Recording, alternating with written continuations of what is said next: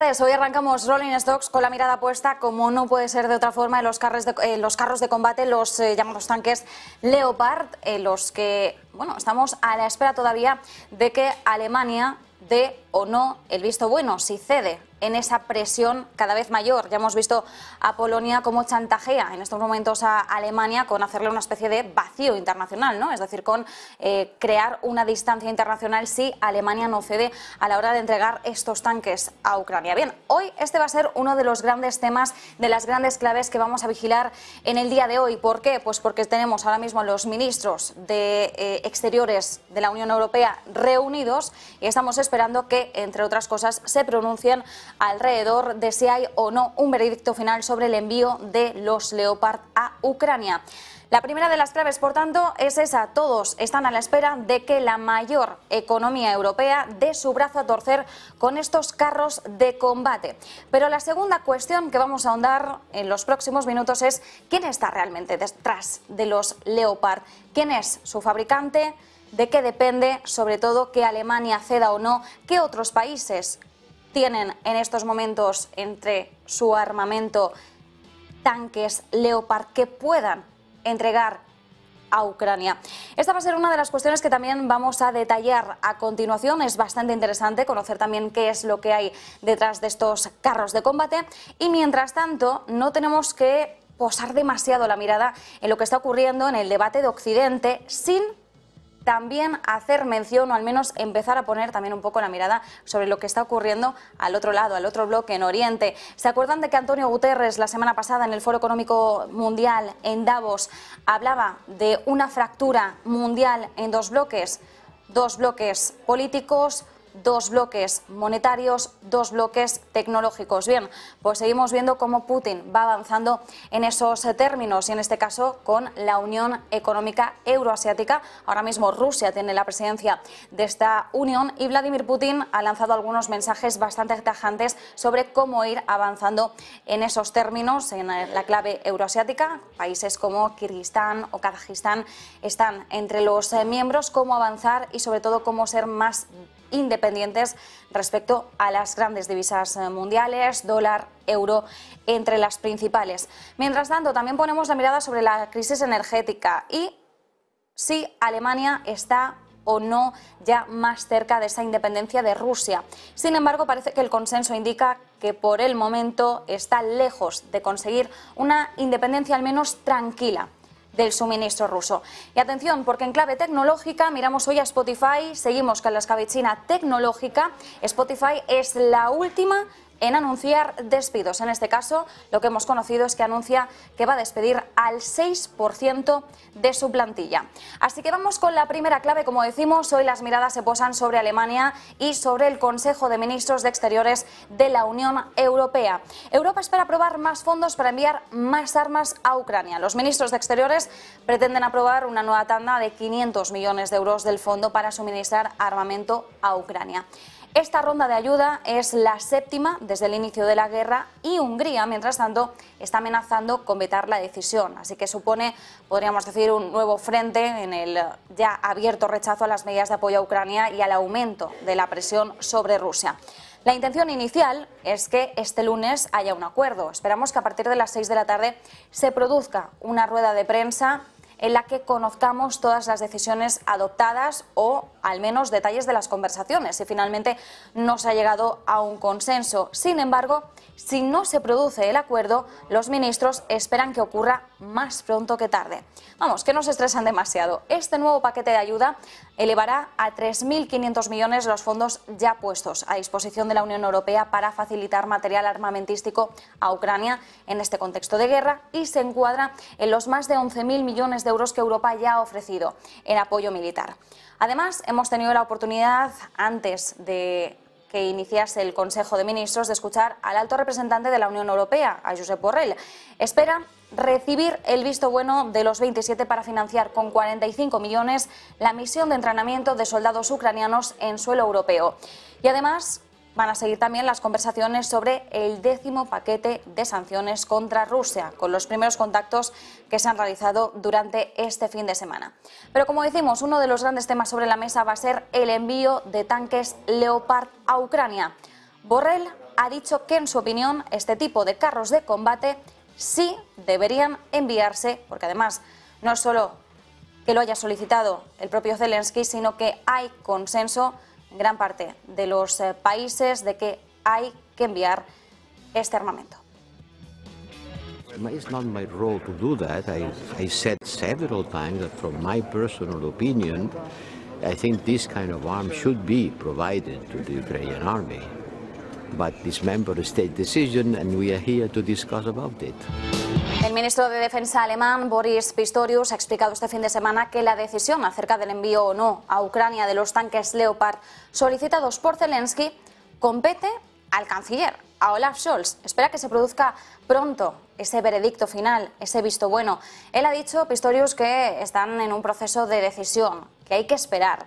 Ha asegurado de todas formas que está absolutamente claro que Ucrania necesita tanques, pero también ha dejado en el aire si estos carros de combate blindados van a proceder de Alemania o de otros países que quieran aportar su contribución, que parece que por el momento esta es la opción que ve con mejores ojos Alemania. Bueno, Polonia ya ha anunciado que pronto va a presentar la petición para aportar sus propios Leopard, aunque Alemania insiste en que todavía no ha recibido esa petición. Rusia, por su parte, ha advertido de que la entrega de más armamento a Ucrania va a tener unas consecuencias impredecibles y además asegura que la escalada es el camino más peligroso.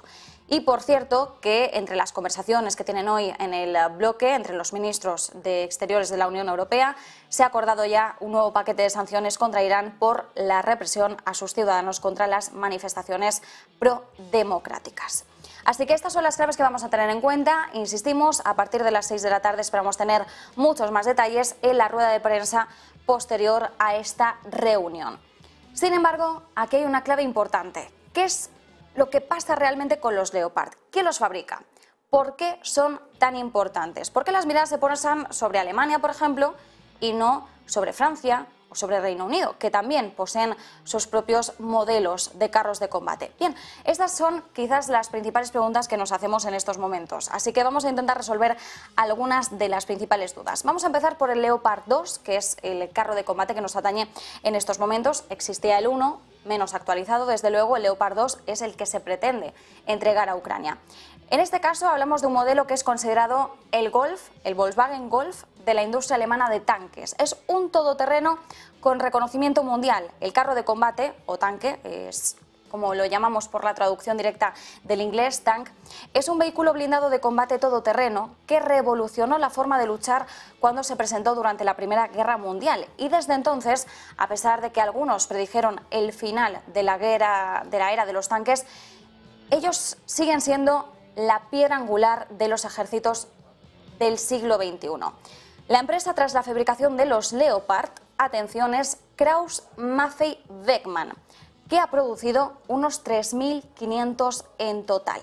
Por cierto, que más allá de esto, estamos viendo ahora mismo en pantalla cuál es la cuota total de tanques a nivel mundial. Es decir, aquí nos está representando los Leopard, sino cuántos tanques o cuál es el porcentaje, la porción de tarta en el mercado de los carros de combate establecido a nivel mundial. Vemos precisamente cómo Rusia y Corea del Norte son los países que más carros de combate poseen, acompañados de Estados Unidos, pero bueno, Rusia realmente es la que se lleva la mayor porción de tarta. Bueno, en el caso de Alemania, que es el que nos compete en estos momentos, hablamos de esta empresa, Krauss-Maffei-Wegmann, que es la fabricante de los Leopard. En total ha producido unos 3.500.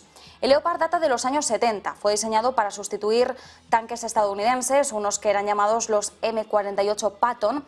Primero vino, como decimos, el Leopard 1 y después, ya mucho más moderno, el 2, mucho más sofisticado, producido sobre la base de un chasis de Porsche. Este modelo 2 se construyó en serie y se hizo durante 20 años, desde el 72 hasta el 92.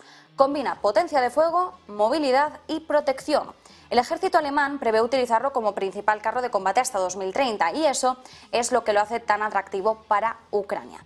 Pero hay una cosa importante, cuando hablamos del fabricante de los Leopard no debemos confundir Krauss-Maffei-Wegmann, que es la fabricante, con Krauss-Maffei. Ambas firmas estuvieron bajo el mismo paraguas del grupo Krauss-Maffei, con sede en Múnich, pero en su momento se produjo una escisión, así que en estos momentos Krauss-Maffei ya no tiene acciones en Beckman, así que ya no está relacionado con la industria de defensa. ¿Y por qué destacamos esto? Bueno, es importante saberlo porque actualmente Krauss-Maffei es propiedad conjunta de la empresa estatal china ChemChina y del Fondo Soberano Huaxin International, y esto es desde 2016. Pero insistimos, nos estamos refiriendo a Krauss-Maffei como grupo dedicado a la ingeniería mecánica, no a los armamentos. Es importante hacer esta distinción porque China no tiene ningún tipo de implicación directa en los Leopard alemanes, que siguen siendo propiedad alemana. El Leopard, este tanque, es el más utilizado en Europa y esto facilita el acceso a municiones y repuestos, por tanto simplifica el mantenimiento, que es exigente para este tipo de equipos. Eso lo hace muy atractivo a ojos de Ucrania, evidentemente. Los aliados de la OTAN tienen más de 2.000 unidades de Leopard de fabricación alemana, según el Instituto Internacional de Estudios Estratégicos. Finlandia está equipada con más de 200 ejemplares y también está dispuesta a equipar al ejército ucraniano. No es solo Polonia que está dispuesta a hacer el envío. Estamos viendo a otros países. Por ejemplo, hay países que también poseen Leopard. Portugal, España, Dinamarca también tienen estos tanques. Pero las mayores existencias, atención, y enseguida lo veremos también en una tabla, están en Grecia y en Turquía. Son dos países que no tienen intención de deshacerse de sus equipos, porque ahí también tienen tensiones altas. Por ejemplo, Turquía utiliza el modelo Leopard 2A4 contra las fuerzas kurdas en el norte de Siria. Entonces, Turquía no está dispuesta a hacer ningún tipo de cesión a Ucrania. La mejor solución que barajan en estos momentos los expertos es que los países que estén dispuestos a apoyar envíen todos los tanques, pero que sean todos de la misma categoría, porque claro, en el caso de los Leopard, cuando nos ponemos a indagar, realmente hay distintos modelos o distintas categorías, por así decirlo, y en este caso pues es importante que todos los que se entreguen a Ucrania sean del mismo modelo. El vehículo ha sido desarrollado en unas 10 versiones diferentes, como les decimos, así que esto complicaría su mantenimiento. ¿Y por qué hablamos de Leopard y no de otro tipo de carro de combate? Bien, en Reino Unido tienen los Challenger y en Francia tienen los Leclerc. Sin embargo, en cantidad son muy pocos. Y Estados Unidos tiene los Abrams. Pero, ¿qué ocurre? Hay una problemática, hay que traerlos de fuera, así que la logística es más complicada.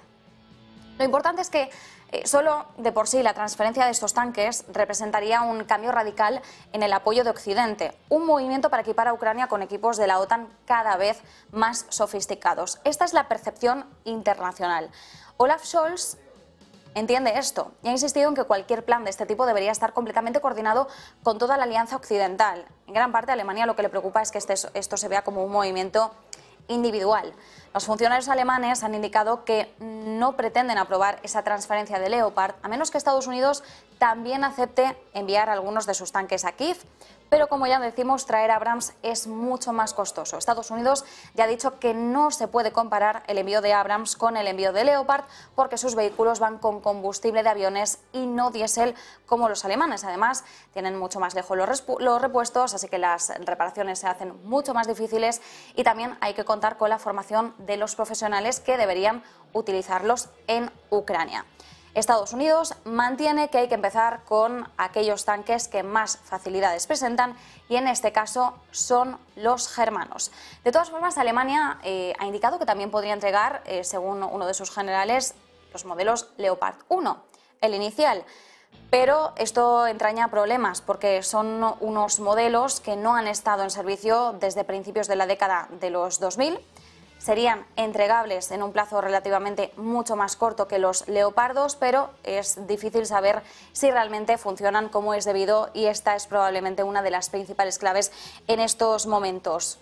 La exigencia, la petición de Ucrania se enfoca en los Leopard 2, no en los Leopard 1, por los problemas que podría desentrañar este modelo mucho más antiguo, que actualmente no ha estado en funcionamiento, pero Alemania indica que, por un lado, si hubiera una cesión en entregar los Leopard 2, el tiempo de espera sería algo elevado y luego, por otra parte, pues Alemania no quiere dar el movimiento por sí sola y espera que también haya algún tipo de respuesta coordinada y que otros países también participen al respecto. Así que bueno, estos son los principales detalles que tenemos que conocer en estos momentos respecto a los Leopard 2, quién los fabrica y cuáles son las distintas posturas que surgen en estos momentos. Pero la tercera clave del día, como les decíamos, se posa no sobre Occidente, sino sobre el otro bloque.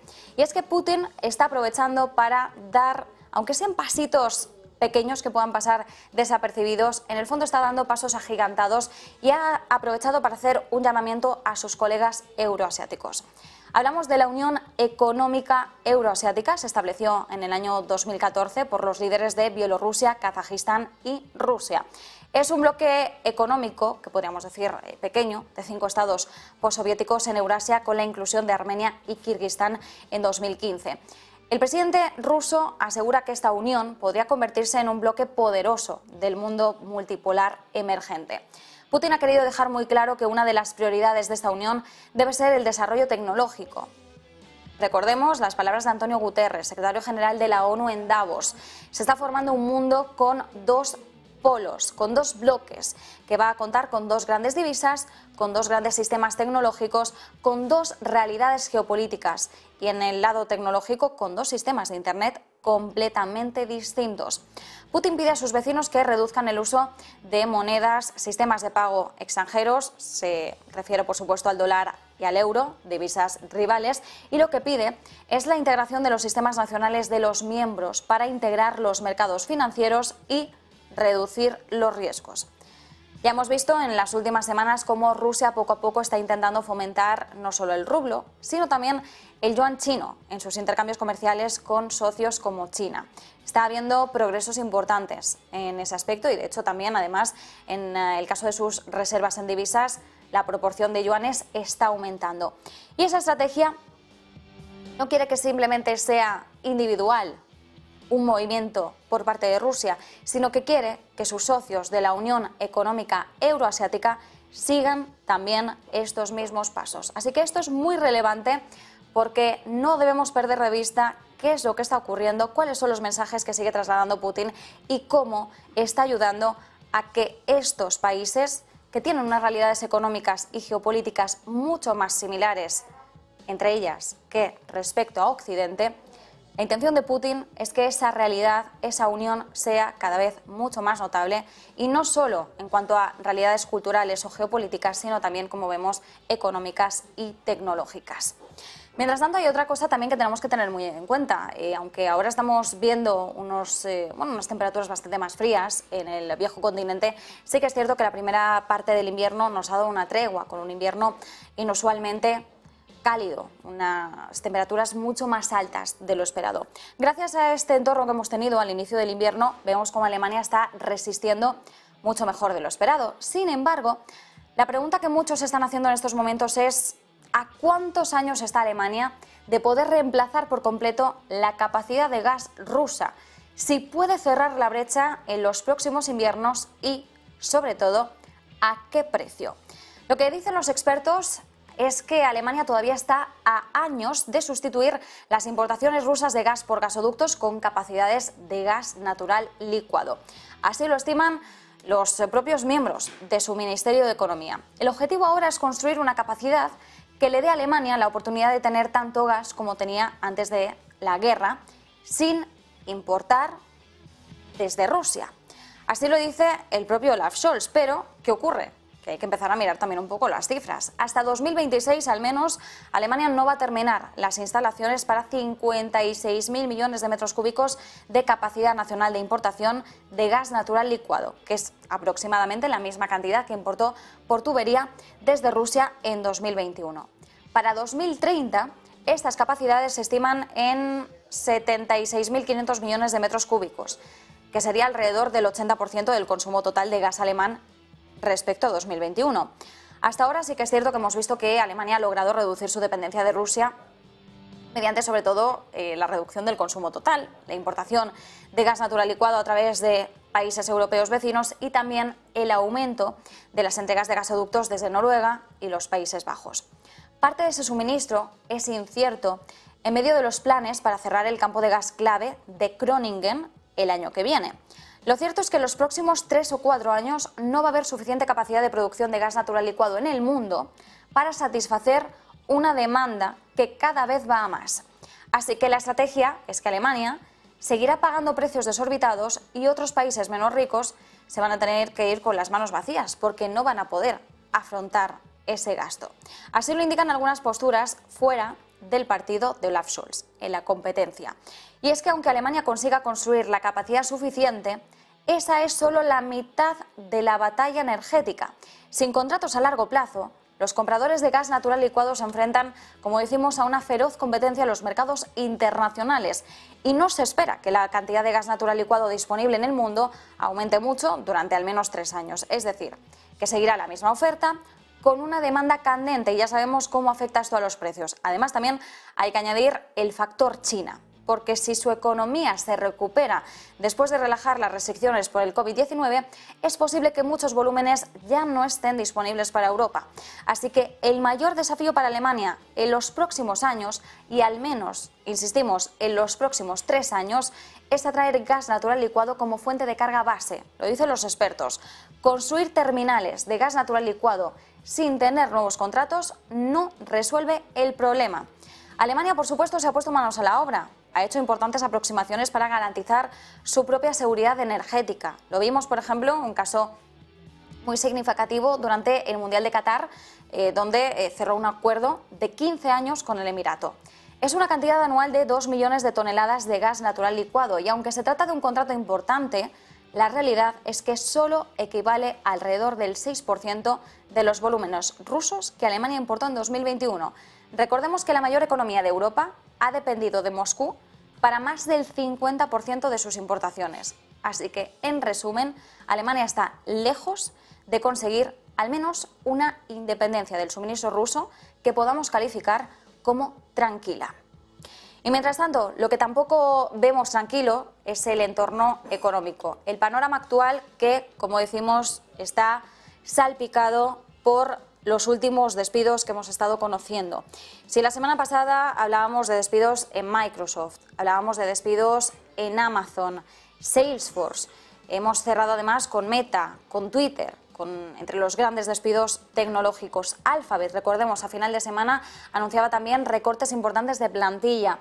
Hoy tenemos que poner la mirada sobre la líder de la música en streaming, Spotify, que ha anunciado que va a reducir alrededor del 6% de la fuerza laboral, es decir, va a eliminar en torno al 6% de los empleos y son, como decimos, los últimos despidos tecnológicos en el panorama.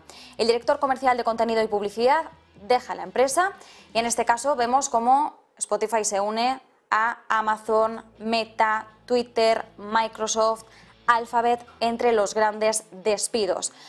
Son los detalles que estamos conociendo en estos momentos. Despidos del 6% de la plantilla en medio de las dificultades que está afrontando la compañía, porque estamos viendo cómo la inflación efectivamente está afectando a su negocio de publicidad, como cada vez son menos las firmas que hacen o que invierten la misma cuantía en publicidad respecto a los últimos años. En 2021 y en 2020 tuvimos una época de vacas gordas en las que la gente pasaba mucho más tiempo en su casa y invertía, hacía unas fuertes inversiones en plataformas de streaming, tanto de vídeo como de música. Spotify fue una de las que se vio beneficiadas también en medio de todo este boom. Sin embargo, a medida que las restricciones se han ido suavizando, a medida que la gente ha aprovechado para salir más, no está haciendo el mismo uso que durante 2020 y 2021 de este tipo de plataformas. Spotify, de todas formas, también es un caso particular. Ya en años anteriores veíamos cómo respecto a las líderes de vídeo en streaming tenía una casuística muy distinta. No es lo mismo hablar de vídeo en streaming que de música en streaming. A Spotify en sus inicios le costó bastante conseguir un modelo de negocio que fuera estable respecto a ingresos, respecto a beneficios, y cuando lo consiguió a través de suscripciones premium, realmente la estabilización en ese sentido no ha sido un camino de rosas. Entonces, en estos momentos se insiste en que hace falta recortar costes. Y esos recortes de costes van a venir sobre todo por recortes de plantilla en un momento en el que la compañía tiene que hacer como el resto de tecnológicas y empezar a vislumbrar hacia dónde va a apuntar su negocio en el futuro. Cuando hablamos del 6% de su plantilla, hablamos de en torno a unos 600 empleados. Desde la compañía dicen que los últimos meses han estado haciendo crecientes esfuerzos para controlar los costes, pero hasta el momento eso no ha sido suficiente. La compañía contaba con casi 10.000 empleados al final de su tercer trimestre fiscal, es decir, 9.800 empleados. Aproximadamente era esa cifra. Hablamos de la más reciente en anunciar despidos para mantener gastos bajo control, como decimos, ante la preocupación de una recesión, ante la preocupación de que el impacto de la crisis del coste de vida sea cada vez mayor sobre los ciudadanos. Así que estos despidos se deben sobre todo a los desafíos macroeconómicos, así lo apunta Spotify y, como decimos, es la última de las grandes tecnológicas que acomete una decisión, un movimiento de este tipo. Así que nos quedamos con esa referencia y nosotros, como decimos, vigilamos estas claves hoy en Rolling Stocks, pero seguimos con mucho más análisis, muchas más últimas horas y por supuesto ahora les dejamos también con la apertura de Wall Street.